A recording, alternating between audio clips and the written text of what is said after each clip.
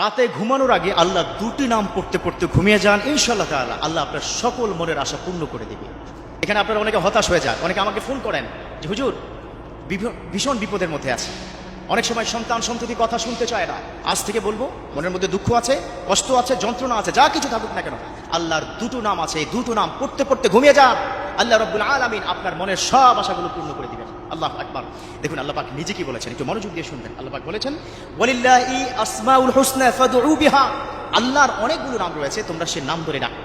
আল্লাহর নাম এক নম্বর, আল্লাহর জাতি নাম হচ্ছে আল্লাহ সুবহানাহু ওয়া তাআলা। এই আল্লাহর নাম ধরে তো আপনি ডাকবেনই। আল্লাহর 99টি নাম রয়েছে, সেখান থেকে শক্তিশালী অনেকগুলো নাম আছে, যেই নামগুলো ধরে ডাকলে আল্লাহ ফেরত দেন না। আল্লাহর 99টি নামের মধ্যে সকল নামই কিন্তু শক্তিশালী, বাট তার মধ্যে একটি নাম আছে যে নাম সম্পর্কে মুফাসসিরিনে কেরাম বলেছেন, অনেক আল্লাহর ওলিরা বলেছেন, সেই নামটি খুবই শক্তিশালী। এই নামটি ধরে যদি আপনি ডাকেন, আল্লাহ পাক আপনাকে ফেরত দিবে না।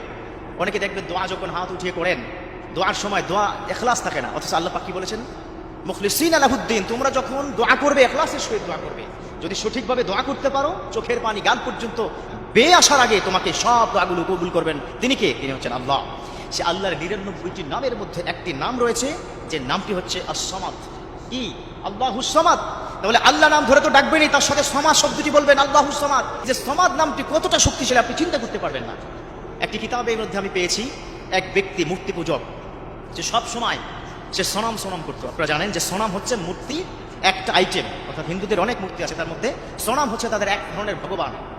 যে সনাম তাকে অনেক কিছু দিবে, সেই কারণে সবসময় সে সনাম করতো। হঠাৎ করে একদিন তার মুখ থেকে সমা শব্দ বের হয়েছে, দেখলো তার মনের আশা পূর্ণ হয়ে গেছে। সে যা চাইছে তার কাছে সন্তানের জন্য, সে আশা তার পূর্ণ হয়ে গেছে। সে আশ্চর্য হয়ে গেল, কি ব্যাপার, জীবনের এতটা বছর ধরে সনাম করছি, সনাম তো আমাকে দেয় নাই, যেই সমাদ আমি বললাম সাথে সাথে এই সমাদ আমাকে দিয়ে দিল। তাহলে সমাদ কে?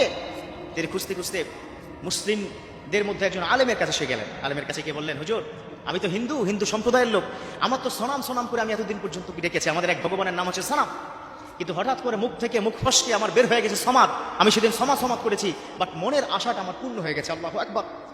হুজুর আপনি যদি বলতেন ইসলামে এরকম কি কোনো সমাজ শব্দ আছে, আর এই নামটি কার? তখন হুজুর চোখের পানি ছেড়ে দিয়ে বলছেন, এই নামটি আর কারো নয়, এই নামটি হচ্ছে আল্লাহ।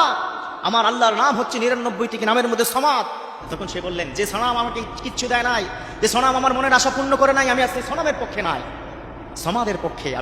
আমি সমাদের ধর্ম গ্রহণ করতে চাই, অর্থাৎ আল্লাহর যে দিন, ইন্নাদ-দীন ইনদাল্লাহিল ইসলাম, সেই ইসলাম ধর্ম আমি গ্রহণ করতে চাই। হুজুর আপনি আমাকে ইসলাম ধর্ম গ্রহণ করিয়ে দেন, আমি কালিমা পড়তে চাই, লা ইলাহা ইল্লাল্লাহু মুহাম্মাদুর রাসূলুল্লাহ। অতএব এই সমাদ এবং আল্লাহুস সামাদ একসাথে আপনি পড়তে পড়তে ডান কাত হয়ে যখন আপনি ঘুমাবেন, তখন আল্লাহুম্মা বিইসমিকা আমুতু ওয়া আহইয়া দোয়াটি পড়বেন। ডান কাত হয়ে শুয়ে আপনি আল্লাহুস সামাদ পড়তে পড়তে চোখের পানি ছেড়ে দিয়ে আল্লাহর কাছে যা চাইবেন, ইনশাআল্লাহ তাআলা আল্লাহ আপনাকে তা দিবেন।